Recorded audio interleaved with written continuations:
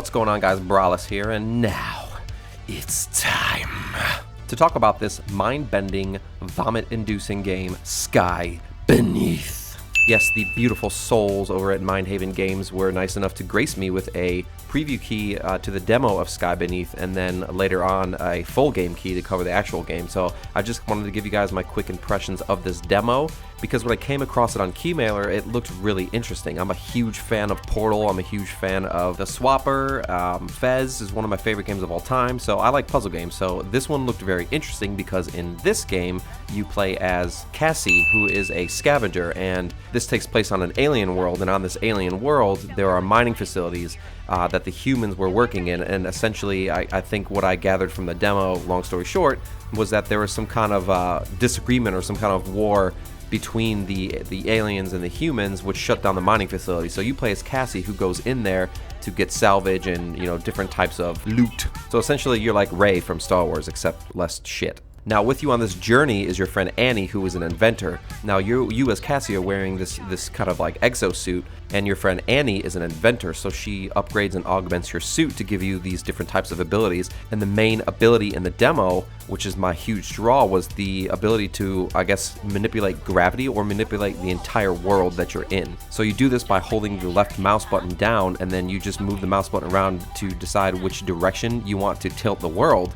And then you let go, and it tilts the world in that direction. So you'll be zipping and zapping and zooming all across the world, collecting different things. Like, for example, in this demo, there's a little area where you are training, and they teach you how to use this power, and then they give you like a 2-minute competition where you collect all these different orbs around the arena, so to speak. So at first, it's like, what the f is going on? And when I first started, I was like flipping and flopping all over the map. I had no control over what I was doing. I was confused. But then I started getting the hang of it.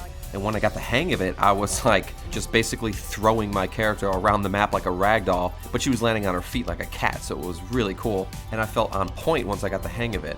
Now, after the training area, you start moving down corridors and moving throughout this mining facility, and you start kind of getting your ass handed to you. I think the first area I got to that was like an actual puzzle area was an area that was surrounded by electrified water, and I had to get over the water, but I couldn't just run and jump and grab on the ledges. I had to like run, jump, grab on the ledges, and manipulate gravity at the same time. So it took me several attempts before I actually got it, and I was nervous the entire time, like actually nervous in real life, and I haven't felt nervous playing a game since I played like Resident Evil 7, which is exactly what I want when I play these types of games. Is I want to feel like I'm in the game, and I want to be immersed. It's crazy that these small indie developers who don't even have a publisher yet, by the way, give me similar feelings to a multi-million-dollar AAA game. Like I keep saying, guys, 2021 is the year of the indies.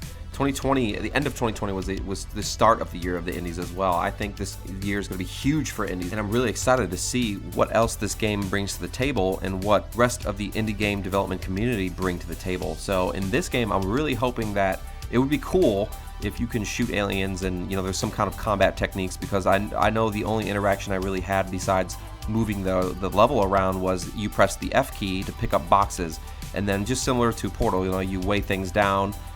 You carry boxes, you put them on little lifts, and then the lifts go down, which opens a door for you to grab another box, put it on a lift that you need 2 weighted objects on, which opens the master door, and then you go through. So it's little things like that that just get your brainstem firing and your brain cells moving, and it's refreshing. It's honestly refreshing because the game ran great, it looked great. Some of the reflections on the metal floor look spectacular. I actually really enjoyed it. It's a good looking game. I think it's made with Unity engine, if I'm not mistaken, which is a hit or miss depending on how you use it, and I can happily tell you that these guys know what they're doing with this engine. So with Sky Beneath, there is no release date yet. They just have a wishlist now button at the end of the demo, or back to menu button, and then if you go onto the Steam page, it just says sometime in 2021, and I'm not sure what platforms yet. So far it just says Steam if you Google Sky Beneath. So we'll see. I'm assuming that this will come to consoles at some point as well. I hope it does, so they get a bigger audience, because I do have my eyes on this game. I did have a good time, though the demo was very short, and I'm excited to cover the full game. So keep an eye on this game, guys. This is just a little indie spotlight I wanted to give you on an upcoming indie title that I think is going to be a lot of fun. But please, guys, join our Facebook group in the link below and interact with Seven Sword and I directly. If you want Monster Hunter tips and tricks, if you want reviews, previews, walkthroughs, coverage of conventions, whatever, we do it all. So thanks for tuning in, guys, and we'll see you guys on the next Talk Gaming. See ya. And now the whole facility's wide open, just waiting for us. Get you going, huh?